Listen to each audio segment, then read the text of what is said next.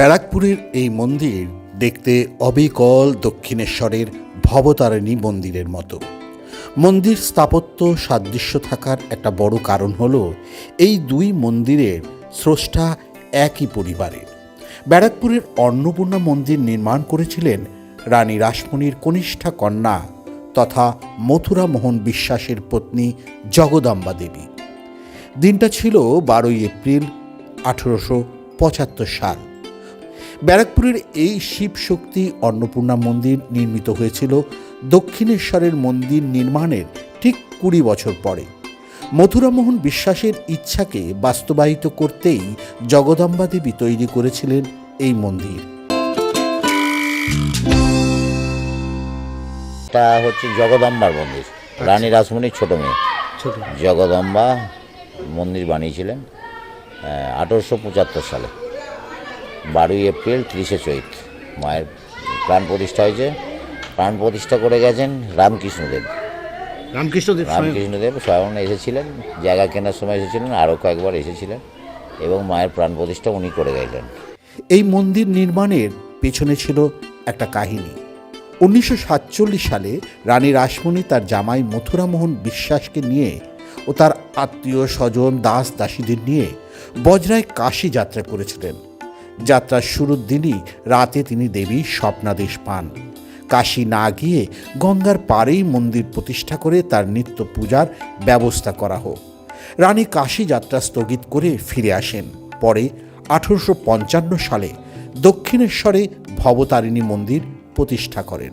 শোনা যায় অন্নপূর্ণা দর্শন না হওয়ায় মথুরামোহন মনে মনে ইচ্ছে ছিল দেবী অন্নপূর্ণার মন্দির প্রতিষ্ঠা করার, কিন্তু তার জীবদ্দশায় তা সম্ভব হয়নি।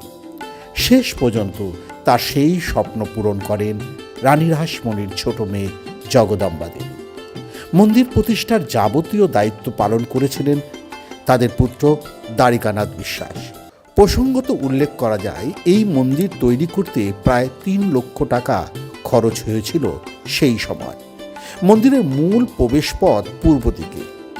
পঙ্খের কাজযুক্ত 9টি চূড়া বিশিষ্ট নবরত্ন মাতৃমন্দির, 6টি আটচালা শিব মন্দির, 2টি নহবতখানা, নাট মন্দির, ভোগের ঘর, গঙ্গার স্নানঘাট ইত্যাদি তৈরি হয়েছিল।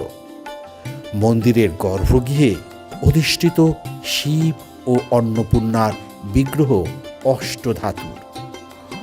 কি অপরূপ দৃশ্য কিন্তু আপনারা প্রত্যক্ষ করছেন। এখানে দেখুন, মহাদেব তিনি ভিক্ষাপাত্র নিয়ে রয়েছেন আর মা অন্নপূর্ণার হাতে রয়েছে হাড়ি এবং হাতা।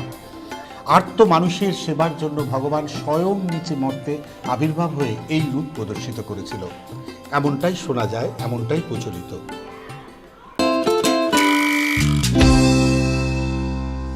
চলুন এবার আমরা স্মৃতির অবগাহনে ফিরে যাব একদম অতীতে। এই মন্দিরের যারা স্রষ্টা, যারা এই মন্দিরের সঙ্গে যুক্ত আছে, এমন বহু মানুষের ছবি এবং তাদের কিছু স্মৃতি এখানে আছে। আমরা আপনাদের সেই ছবি দেখাবো।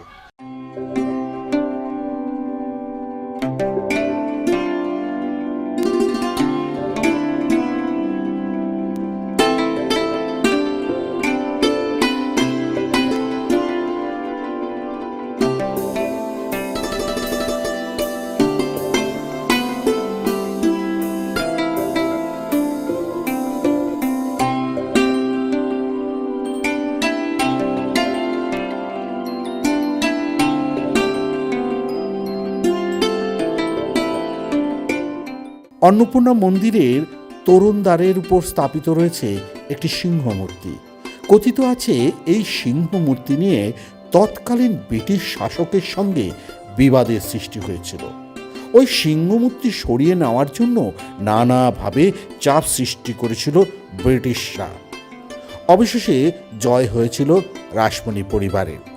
ব্যারাকপুরের অন্নপূর্ণা মন্দির প্রাঙ্গণে রয়েছে 6টি শিব মন্দির: কল্যাণেশ্বর, কাম্বিকেশ্বর, কিন্নরেশ্বর, কেদারেশ্বর, কৈলাসেশ্বর ও কপিলেশ্বর। 6টি শিব মন্দির নির্মাণের পিছনেও একটি কাহিনী রয়েছে বলে জানা যায়।